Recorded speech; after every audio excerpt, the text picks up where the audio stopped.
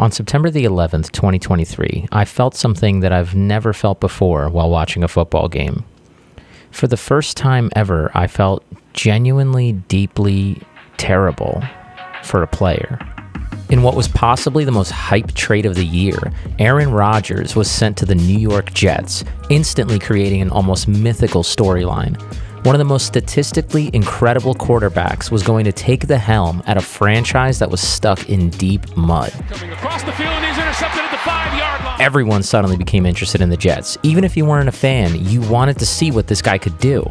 The lead up to the opening game was exciting, in large part because it was so mysterious. No one knew how Rodgers was going to perform. He looked serious, almost bitter.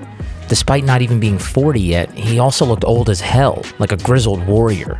HBO's Hard Knocks focused on the Jets in the offseason, highlighting Rodgers as the main character in what was supposed to be the NFL's next great redemption arc. The stage was perfect. Monday Night Football, prime time, the Jets, the Bills. I've never watched a Jets game in my life, yet there I was, eyes glued to a definitely illegal stream, eager to see what the legend was going to bring to New York or North Jersey, wherever they're really from. Rodgers comes out of the tunnel to AC/DC's 1990 banger, Thunderstruck, gripping an American flag with the stadium going absolutely nuts. A beautifully operated spotlight follows him across the field as his teammates low-five him. It was football at its most cinematic, the kind of moment that makes you believe in fate. A little under 4 minutes into the game, Rodgers, in the least spectacular way possible, tears his Achilles tendon. He kind of walked around on it for a little while and most likely pondered how the entire country was going to react to this. He had the face of someone that pooped their pants and knew that there was no way out of everyone smelling what had happened. Long story short, Rodgers was out of the game and the news broke about his injury. This is when I felt an unfamiliar feeling for an athlete. I was devastated. I know that athletes get hurt all the time, many more disastrous than Rodgers, but I couldn't help how I felt. I was sad. I felt deep empathy for him in a way I still can't explain. And a lot of people will say, why?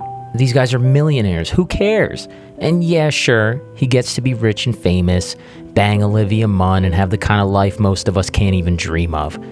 But damn it, if these guys don't absolutely love football, they love it in a way that goes beyond money. If you don't believe me, just look at Tom Brady. That man loves football more than life itself. If someone told him he could trade his family in for 3 more rings, I honestly think he'd hesitate.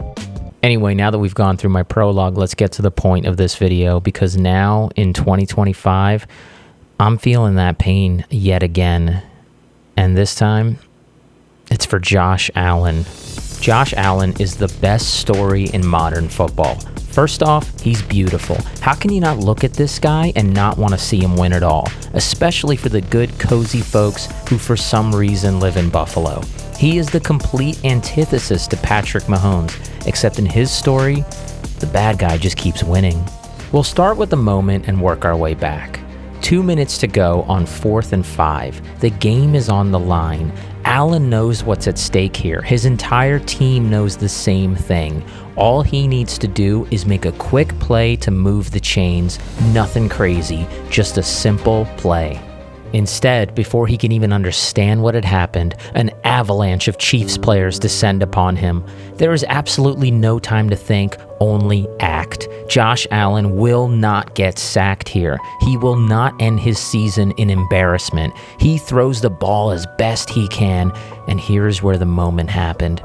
This is where I felt so utterly terrible for this strange man who I will never get to meet. Against all odds, the pass somehow ends up being catchable. But Dalton Kincaid can't catch it. That's a tough sentence to say. He too feels pain at this moment. At this time, all of America, outside of one city, collectively groans. You done did it again, Allen, you big dum-dum. But not me. A wave of sadness coursed through me. I could barely look at him on the sideline. Let's go back to that throw for a second. Let's break it down. Not for you, but for me. Because I need to understand why this hurts so much. First, his entire offensive line leaves him to die. Imagine a war general leading his troops to the edge of victory, only for them to vanish at the last second, leaving him to face an army alone. But there's no time for anger.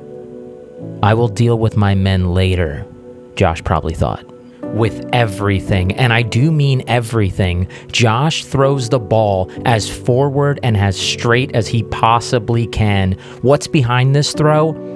Well, I did mean everything. 20 years of playing football, years of working on a farm, college football, getting drafted to the Bills, the mind-blowing weight of being the chosen one for the city of Buffalo, one of the few cities without a Super Bowl, but also home to the saddest Super Bowl story in all of the National Football League. And on top of all that, the chance to take down the Kansas City Chiefs and save America from the corporate evil associated with that team. There are people that for some reason lived in Buffalo who died hoping to see what Josh could possibly do at this very moment.